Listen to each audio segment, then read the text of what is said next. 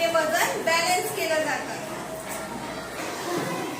चला मग बघा, एका साईडला आपण अर्धा किलोचं मापन ठेवलंय, वजन ठेवलंय आणि एका साईडला आपण टमाटर ठेवले। दुकानदार काय बघतात की टमाटरचं वजन आणि वजन काट्याचं वजन सारखं व्हायला पाहिजे आणि मग सारखं झालं की आपल्याला हा भाजीपाला ते देत असतात। मग देताना कोणत्या पिशवीत घ्यायला पाहिजे आपण? कापडी पिशवीत घेतलं पाहिजे, बरोबर? हे झाले वजन काटे। त्यानंतर हे पाहिलंय कधी तुम्ही? कुठे पाहायला मिळतं तुम्हाला? दूध घेण्यासाठी, आणि दूध घेण्यासाठी या भांड्यांचा वापर केला जातो। ज्या पद्धतीने याला किलोने मोजतात तसं इथे मिलीलीटरने मोजतात। कशाने बरं? मिलीलीटर। हे पहा इथे किती बरं? 1000 मिलीलीटर, बरोबर? ज्याला आपण 1 किलो दूध द्या असं म्हणतो की नाही, पण ती चुकीची पद्धत आहे। हे मिलीलीटर मध्ये मोजलं जातं। जे द्रव पदार्थ असतात पाण्यासारखे, दूध पातळ असतं की नाही, म्हणजे याच्याने मोजलं जातं। असे भरपूर आहेत आपल्याकडे। हे पहा, हे 500 मिलीलीटरचं, हे 200 मिलीलीटरचं, हे 100 मिलीलीटर आणि हे 50 मिलीलीटर। ज्या पद्धतीने हा काटा आपण पाहत असतो, आताच्या नवीन युगात नवीन काटा आलाय तो म्हणजे इलेक्ट्रिक। पाहिलाय तुम्ही? हो की नाही? पहिले तुम्ही ते तोलणारे पाहिले असतील, हातात घेऊन मोजायचे, त्यानंतर अशा पद्धतीचा, आणि आता तर तुम्ही नवीनच म्हणजे इलेक्ट्रिकल पाहता की नाही? त्याची पद्धत पण तशीच असते, पण इथे नंबर दिलेले असतात। म्हणजे जर 1 किलो पाहिजे असेल तर इथे त्या प्रकारचे नंबर्स येत राहतात, म्हणून आपल्याला तो भाजीपाला घेण्यासाठी पण सोयीस्कर आहे।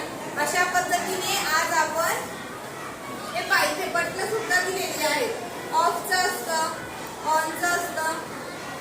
हे पहा, असे बटन दाबले की मग 0चं बटन दाबावं लागतं। मग पहिले अगोदर काय येतं बरं? 0 येतो। त्यानंतर जी वस्तू ठेवली त्याचं मापन केलं जातं, बरोबर? अशा पद्धतीने आज आपण मापन पाहिलं आहे। त्यात आपण वेगवेगळ्या प्रकारचे मापन पाहिले। आवडले तुम्हाला? छान, धन्यवाद।